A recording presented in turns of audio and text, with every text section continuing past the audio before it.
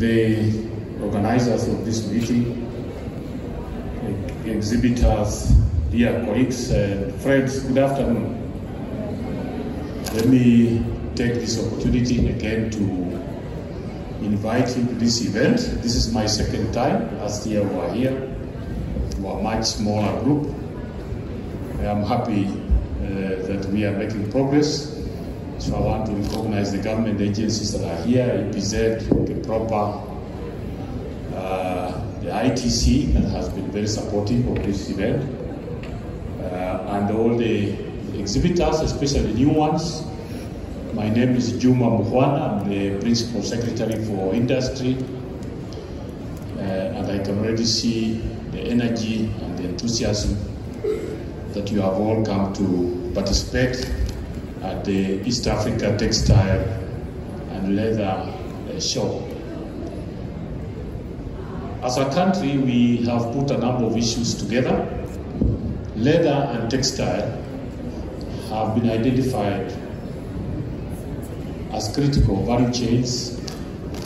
These are anchor sectors that we are promoting, and there are a number of issues that we are doing to promote these two. So I'm happy that we are here.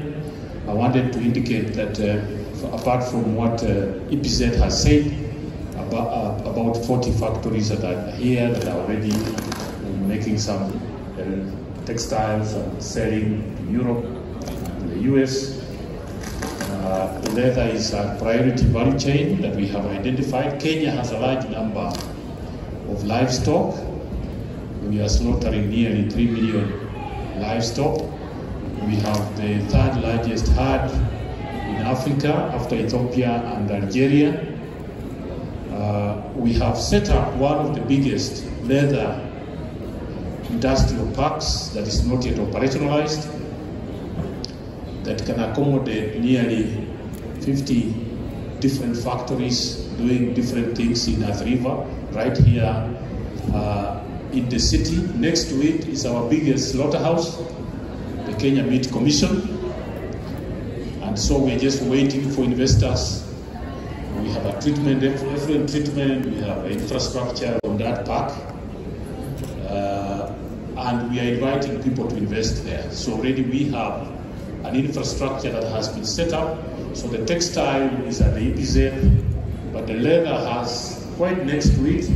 Maybe if you are interested, EPZ can also take you there.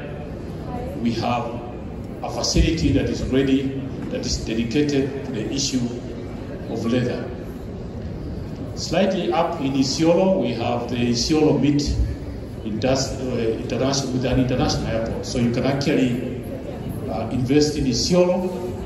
We have a slaughterhouse, feedlots, including an international airport that can airlift your meat. And we are looking for investors in this space. Also in Athi River, we have one of our biggest leather factories, Alfa Rama. I don't know if they are here. I don't know if Alfa Rama is not here. I don't know how we can be talking about leather without Alfa Rama, because this is a huge leather production factory that is just next to, again, to EPZ. It's a private company, but he has done a lot of work. A lot of our exports in leather emanate from Alfa Rama, and we are happy with the progress that they have made so far. As a government, we are working very hard. The textile factory, industry, if I talk about it, so we have the factories here, but they have been sourcing the apparels from across the globe. One of the issues that this government is addressing now, since 2 years now, is bringing a lot of the value chain back to Kenya. So we've been working very hard on the issue of cotton production. In 2021, we're only doing about 5,000 acres. In 2022, we upgraded this to about 40,000 acres.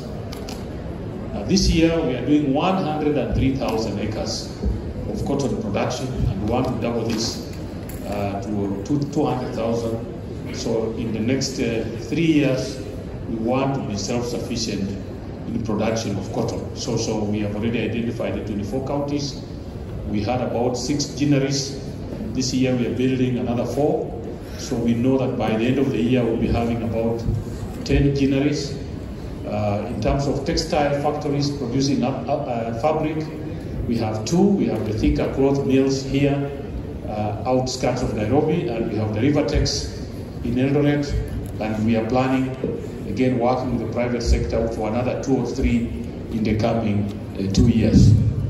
So we really want to invite you to invest in terms of markets.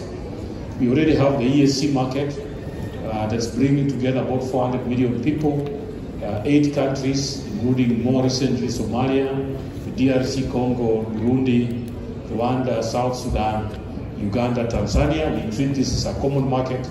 So if you produce here, you can access that market. But we have also just signed the Kenya-EU Economic Partnership Agreement that brings together, again, a market for about 14,000 products in 27 EU countries, duty-free, quota-free. And this has already been adopted by the EU Parliament, and it has also been enacted by the Kenyan Parliament. So we are ready for implementation. Meaning that you can actually now produce here and access the EU market duty-free, quota-free. So as a government, we are doing our part. What is lacking behind is the private sector. So we are so busy opening up the forest for you to play a role, but you're not there. So a duty-free, quota-free market within 27 EU countries is quite huge. And the Kenya government has already done its part. We have cleared the way. As we talk now, His Excellency, our President, is in the US. Again, we are at the tail end of concluding a Kenya-US strategic investment and trade partnership still that will again open up a big market. We are also working towards extension of AGOA for another 16 years from 2025. So I think that if it is clearing the forest, we have done our part. The challenge now is for you, the private sector, to take advantage of some of these agreements. These agreements mean nothing if you're not going to take advantage of them, to start investing, to start co-investing, to start understanding what is it that you can sell within the EU market. What are the products, what are the certifications, what are the accreditations, and we are happy with this exhibition because then it brings us together to see what is it that the market is looking for. Africa is the next frontier for investment. We have been left out in many of the initiatives, and we are happy that we are starting to attract interest among the global players. So the future of Kenya that we are looking at is a future where we are producing textiles, a future where we are producing leather for the world. And you are here at the right time. So there is a lot of interest currently, people wanting to invest here. And the reason why you should look at Kenya very, very favorably, one, we are using renewable energy. As you are aware, our energy is already 93% renewable, with a target of making it 100% renewable by 2030. So we have wind energy, we have geothermal energy, we have solar energy, and all this is adding to the value, environmental conservation, and green manufacturing. We also have a very good, young, dynamic, educated workforce. Very young people. As we say, the textile industry is already employing about 50,000. There is a potential to take this to 1 million jobs within this space. We are also working very hard on infrastructure. As you know, we already have this EPZ in Athi River. We have Dongo Kundu, nearly 10,000 acres on the ocean in Mombasa, where you can produce and basically load on the ship. And that park is now coming up. A lot of factories are already now starting to set up. You know, Taifa Cars has already done that. We have our steel factory, Apex, that is coming there. We have Melee Glass that is doing pharmaceutical bottles.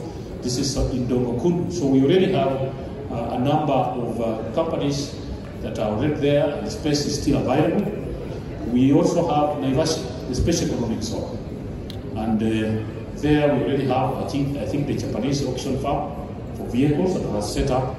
And we have a number of factories. And in Naivasha, we've even gazetted energy at 5 US cents per kilowatt hour.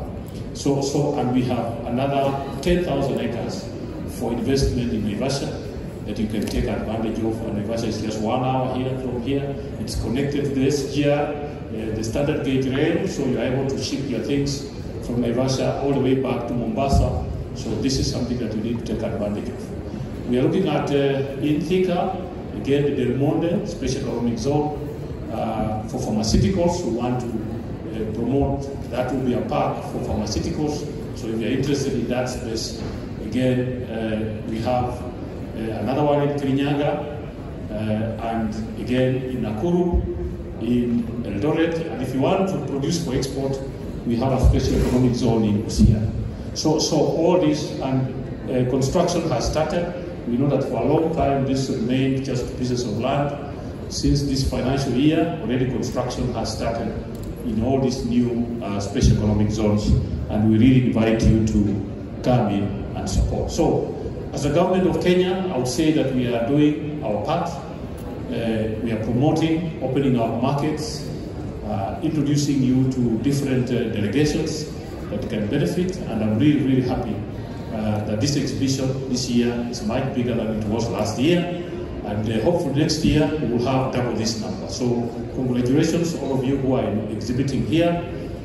Know that you are at home and that Kenya is ready for business.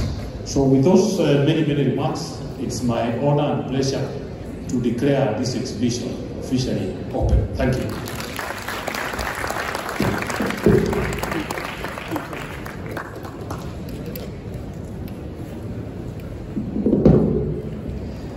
Thank you so much, Your Excellency, for the